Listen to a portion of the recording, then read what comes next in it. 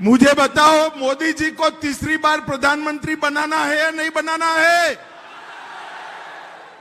400 पार करना है या नहीं करना है?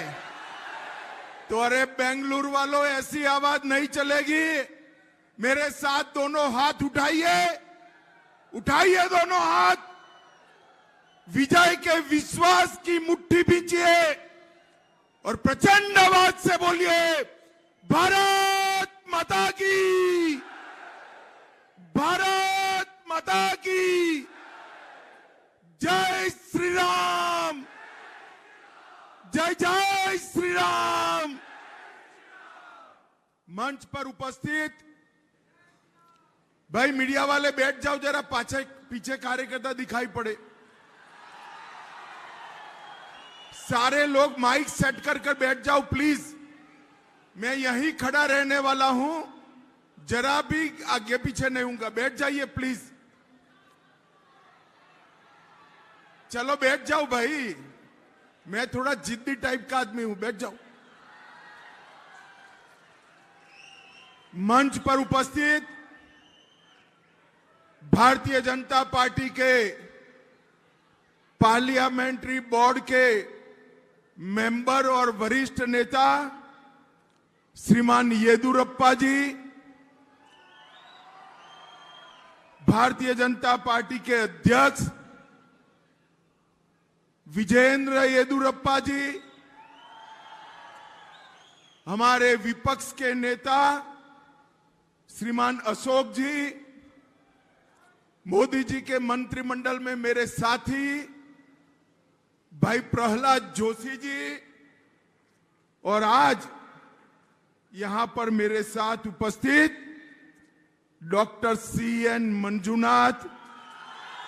जोर से ताली बजाओ, डॉक्टर खड़े हो जाओ। डॉक्टर K सुधाकर, हमारे युवा नेता तेजस्वी सूर्या, बार बार जीतने वाले PC मोहन, और भारतीय जनता पार्टी की वरिष्ठ नेत्री बहन शोभा करंदलाजे जी। ये सभी को जिताने के लिए प्रचंड पुरुषार्थ करना है ना? अरे जोर से बोलो, करना है ना? तो इसके लिए आए हुए मेरी भारतीय जनता पार्टी के मालिक, ऐसे मेरे सभी शक्ति केंद्र के भाइयों और बहनों, आप सभी को मेरा नमस्कार, आप सभी को प्रणाम।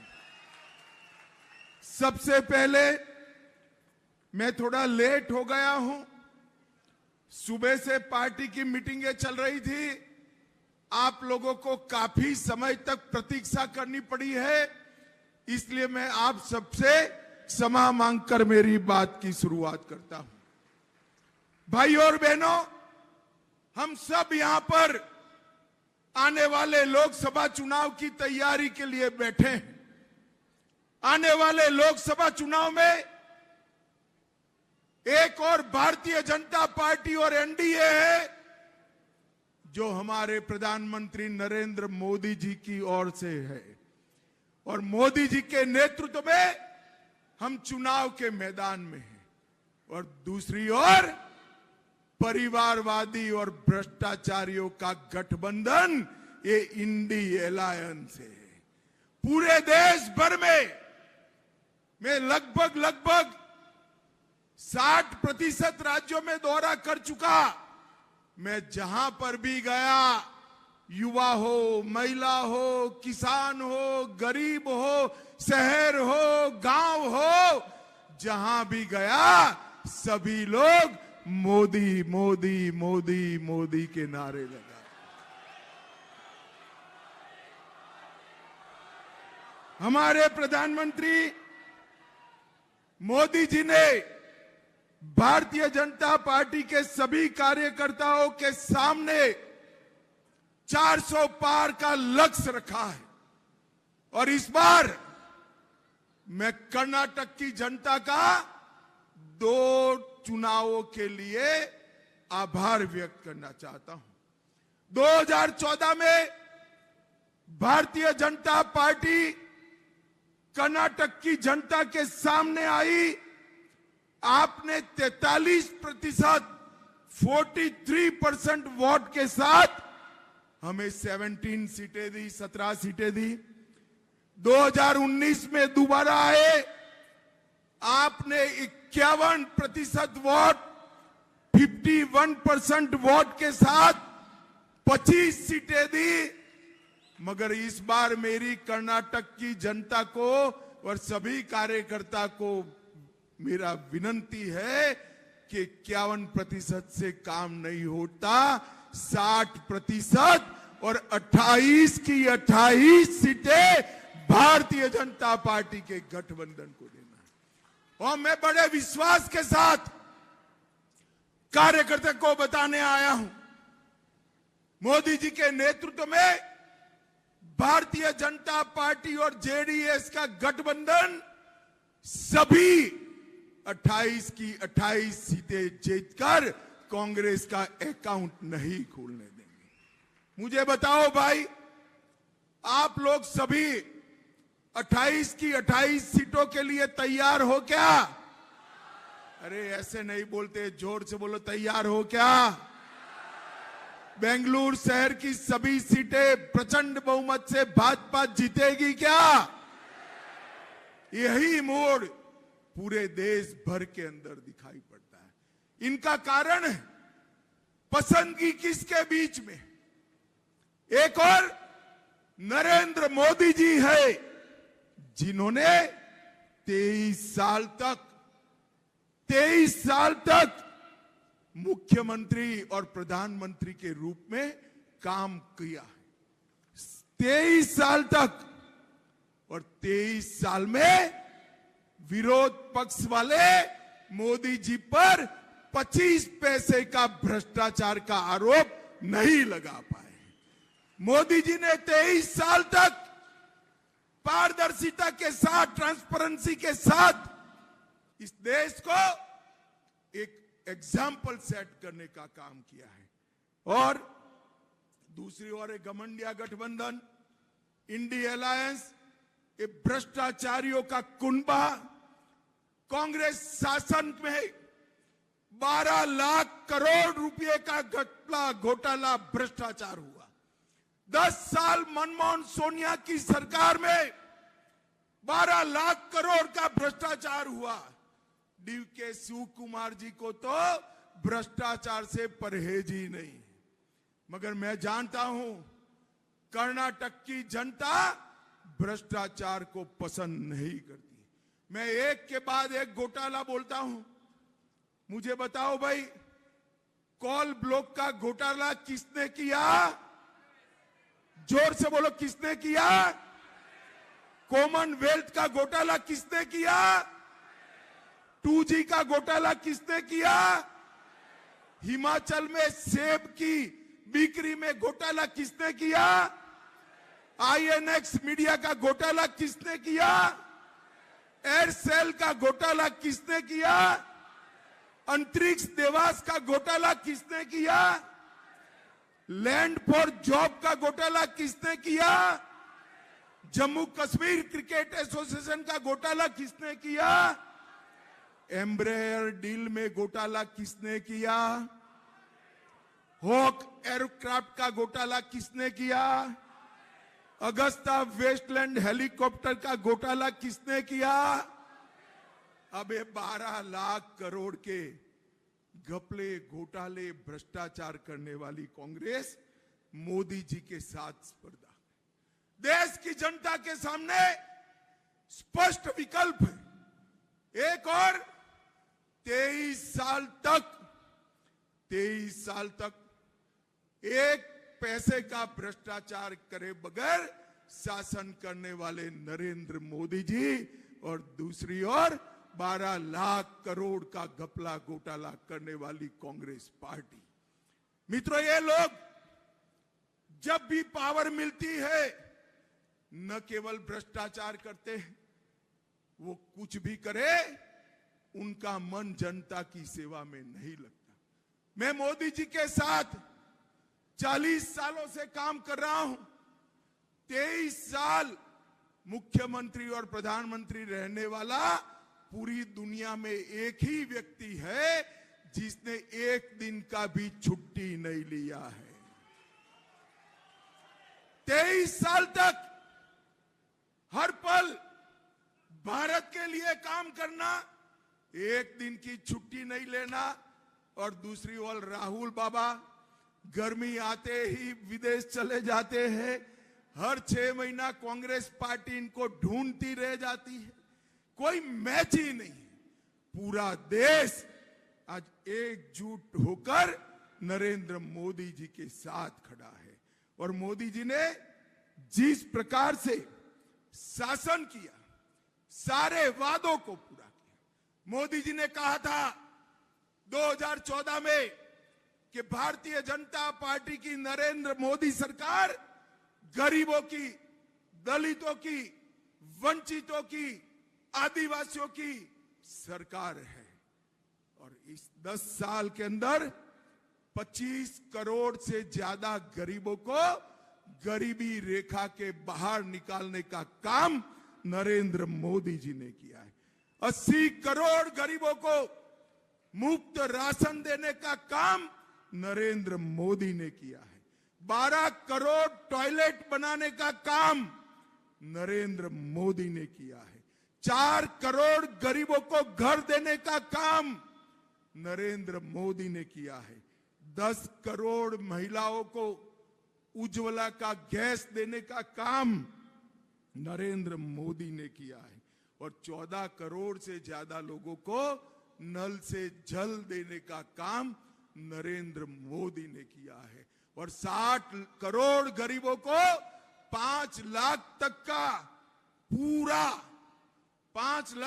पूरा स्वास्थ्य का खर्चा आज नरेंद्र मोदी सरकार देती। इस देश के 60 करोड़ गरीबों को नया जीवन, नई ऊर्जा और नया उत्साह देने का काम नरेंद्र मोदी जी ने किया है।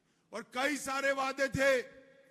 कांग्रेस पार्टी हमारा मजाक उड़ाती थी कि 1950 से भारतीय जनता पार्टी का मैनिफेस्टो नहीं बदलता। और मित्रों, मैं आज बताने आया हूं, 10 साल के बाद मोदी जी जनादेश मांगने जा रहे हैं। 1950 से हमारा जो मैनिफेस्टो था वो पूरा का पूरा समाप्त कर मोदी जी आशीर्वाद लेने के लिए निकले। मुझे बताओ कार्यकर्ता भाइयों बहनों, ये कश्मीर जो है हमारा है या नहीं है? अरे जोर से बोलो, है या नहीं है? धारा 370 जानी चाहिए, नहीं जानी चाहिए? एक कांग्रेस पार्टी 70 साल तक धारा 370 को संभाल कर गई। और जब मोदी जी ने दूसरी बार प्रधानमंत्री बने 5 अगस्त 2019 को धारा 370 को समाप्त कर दिया। और उस वक्त ये राहुल बाबा पार्लियामेंट में मुझे कहते थे कि धारा 370 मत हटाओ, कश्मीर में खून की नदियां बह जाएगी। राहुल बाबा, ये मोदी सरकार है, खून की नदियां छोड़ो, कंकर चलाने की किसी की हिम्मत नहीं हुई है। कंकर की आज कश्मीर सुखरूप भारत का अभिन्न हिस्सा बना है। मुझे बताओ माताओं, भाइयों बहनों, कार्यकर्ता भाइयों बहनों, एक बात बताइए, 500 साल से रामलल्ला को अयोध्या में अपना घर नहीं था। मोदी जी ने 4 करोड़ गरीबों को तो घर दिया ही दिया, साथ में रामलल्ला को भी टेंट से निकालकर मंदिर में बिठा। एक कांग्रेस पार्टी 50 साल से राम मंदिर के मुद्दे को अटका रही थी, भटका रही थी, लटका रही थी। मोदी जी ने कोर्ट का जजमेंट भी आ गया, भूमि पूजन भी कर दिया और 22 जनवरी को रामलला की प्राण प्रतिष्ठा भी कर दी। भाइयों और बहनों, इनकी तुष्टीकरण की राजनीति देखिए। रामलला अपने भव्य मंदिर में विराजमान होने वाले थे। 1000 साल में आए ऐसा पल था सभी को निमंत्रण था, सोनिया जी को था, खरगे जी को था, राहुल बाबा को था, मगर वो नहीं गए क्योंकि उनको डर था कि हमारी वोट बैंक खत्म हो जाएगी। भाई और बहनों, डरता रहने दो उनको, हम नहीं डरते थे। डंके की चोट पर आज रामलल्ला गगनचुंबी मंदिर के अंदर बैठे हैं और सभी लोग आनंद व्यक्त कर रहे हैं। मोदी सरकार ने पार्टीशन के वक्त और तब से अब तक जो शरणार्थी हिंदू, बौद्ध, सिख, जैन पाकिस्तान, बांग्लादेश से आए थे, मुझे बताओ भाई, अपना धर्म, अपने परिवार की महिलाओं की आबरू बचाने के लिए, सम्मान बचाने के लिए जो वहां से यहां शरण में आए, देनी चाहिए या नहीं देनी चाहिए? मोदी जी सीए लाए, इसका विरोध करते थे, मोदी जी ने सीए भी समाप्त कर दिया, नक्सलवाद और टेररिज्म को समाप्त कर दिया। ये 10 साल तक सिद्धरमैया बाबू जवाब देना, 10 साल तक केंद्र में आपकी सरकार थी, सोनिया मनमोहन की सरकार थी, आए दिन बम धमाके होते थे, पाकिस्तान से आलिया, मालिया, जमालिया आकर बम धमाके कर कर भाग जाते थे। मनमोहन सिंह उफ नहीं करते थे, अब उनको आदत पड़ी थी। 14 में आप लोगों ने मोदी जी को प्रधानमंत्री बना दिया, आदत जो पड़ी थी टेररिस्टों को, उरी और पुलवामा में बम धमाका कर दिया, हमला कर दिया। उनको लगा अभी भी कुछ नहीं होगा, वो भूल गए कि अब कांग्रेस की सरकार नहीं है, अब नरेंद्र मोदी की भारतीय जनता पार्टी की सरकार है। 10 ही दिन में पाकिस्तान के घर में घुसकर सर्जिकल स्ट्राइक और एयर स्ट्राइक कर कर आतंकवादियों का खात्मा करने का काम नरेंद्र मोदी जी ने किया है। भाई और बहनों, हमने नई पार्लियामेंट बनाई, कर्तव्य पथ बनाया, 150 साल पुराने सारे कानून क्रिमिनल जस्टिस के बदलने का काम किया और देश को 11वें नंबर की अर्थव्यवस्था से 5वें नंबर की अर्थव्यवस्था पर लाने का काम नरेंद्र मोदी जी। आपको 5 नंबर से संतोष है क्या? अरे जोर से बोलो संतोष है, और जोर से बोलो संतोष है। तो मोदी जी को 400 पार करा दो, तीसरी बार प्रधानमंत्री बना दो। मोदी का गारंटी है 5वें नंबर से तीसरे नंबर की अर्थव्यवस्था पर देश पहुंच जाएगा। भाई और बहनों, देश के इंफ्रास्ट्रक्चर को मोदी जी ने आगे बढ़ाने का काम किया। हर हफ्ते 10 साल तक लगातार हर सप्ताह एक यूनिवर्सिटी खोली, हर दिन 10 साल तक लगातार 37 स्टार्टअप शुरू हुए, हर दिन 16,000 करोड़ के यूपीआई ट्रांजैक्शन हुए, हर दिन 14 किलोमीटर रेल बनी, हर दिन 50,000 महिलाओं को एलपीजी के कनेक्शन मिले हैं, और हर सेकंड 5 साल तक हर सेकंड गरीब परिवार को नल से जल देने का काम ये भारतीय जनता पार्टी की सरकार ने की। अभी एक सभा करी वहां, इंडिया अलायंस ने सभा का नाम दिया संविधान बचाओ, लोकतंत्र बचाओ। क्यों भाई, क्या हुआ है लोकतंत्र को? लोकतंत्र को कुछ नहीं हुआ है। ये पूरी सभा जो घमंडिया गठबंधन ने करी, ये भ्रष्टाचारियों को बचाने के लिए करी है। आप कान खोलकर सुन लो, हमने 2014 में कहा था, जिन जिनने 12 लाख करोड़ का भ्रष्टाचार करा है वो सभी जेल की सलाखों के पीछे होंगे। हम कहकर जनता को वादा कर कर चुनाव में आए थे। आप मुझे बताओ कार्यकर्ता भाई और बहनों, जिन्होंने भ्रष्टाचार करा है उनको जेल में डालना चाहिए या नहीं डालना चाहिए? जोर से बोलो, डालना चाहिए नहीं? अरे राहुल बाबा, हमारा क्या हिसाब मांग रहे हो? आपके एमपी के घर से 350 करोड़ रुपया कैश मिलती है, आपको शर्म आनी चाहिए। ममता दीदी, आपके मंत्री के घर से 51 करोड़ रुपया कैश मिली है, उनको हम जेल में न डाले तो कोई महल में रखे। 51 करोड़ रुपया कहां से आया? 350 करोड़ रुपया कहां से आया? ये बात आपको सोचने वाली है। भाई और बहनों, यहां पर जो सरकार बनी है, वो सरकार कर्नाटक के हित में, डेवलपमेंट के हित में काम नहीं कर रही। मुख्यमंत्री और उप मुख्यमंत्री हर रोज एक अपनी कुर्सी बचाने में लगा है और दूसरा कुर्सी छीनने में लगा है। किसी को कर्नाटक की जनता का ध्यान नहीं है। कर्नाटक में सूखा है। केंद्र सरकार को प्रस्ताव भेजते भेजते 3 महीना लेट कर दिया और आज सूखे की केंद्र सरकार की सहायता की दरखास्त चुनाव आयोग में पड़ी है। भाई और बहनों, इस पर पॉलिटिक्स करें। मैं उनको पूछने आया हूं, जब आपकी सरकार थी, यूपीए की सरकार थी, 10 साल तक यूपीए की सरकार चली, आपने कर्नाटक के लिए क्या करा? हिसाब देना चाहिए या नहीं देना चाहिए उनको? जोर से बोलो, देना चाहिए या नहीं देना चाहिए? मगर मैं हिसाब लेकर आया हूं, भले वो न दे। कर्नाटक की जनता को मैं बताना चाहता हूं, 10 साल तक यूपीए की सरकार चली।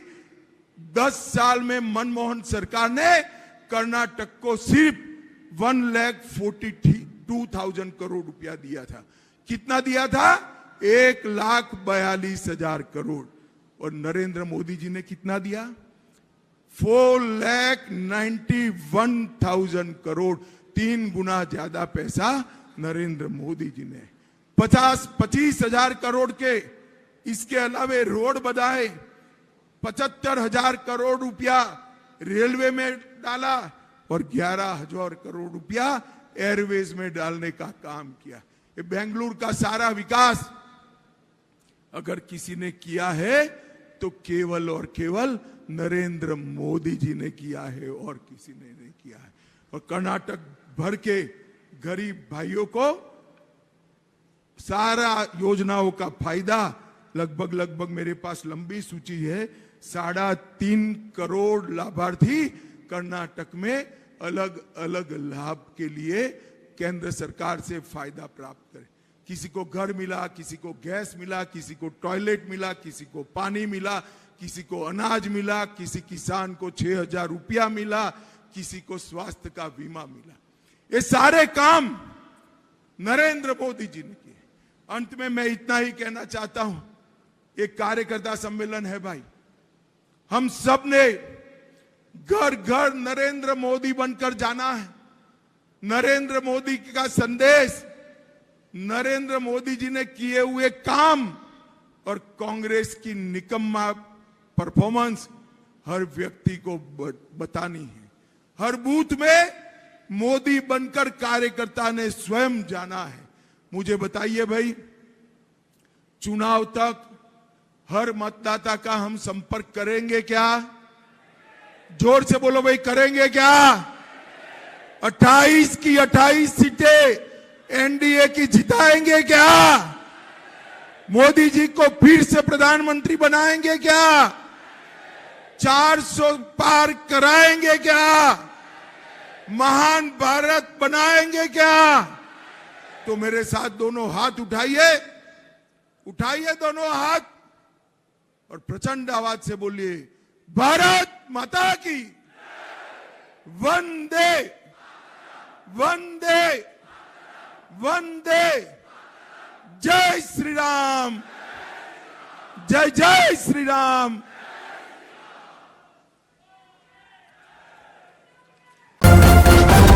ನ್ಯೂಸ್ ಫಸ್ಟ್ ನಿರ್ಭೀತಿಯಿಂದ ನಿಮ್ಮ ಪರವಾಗಿ।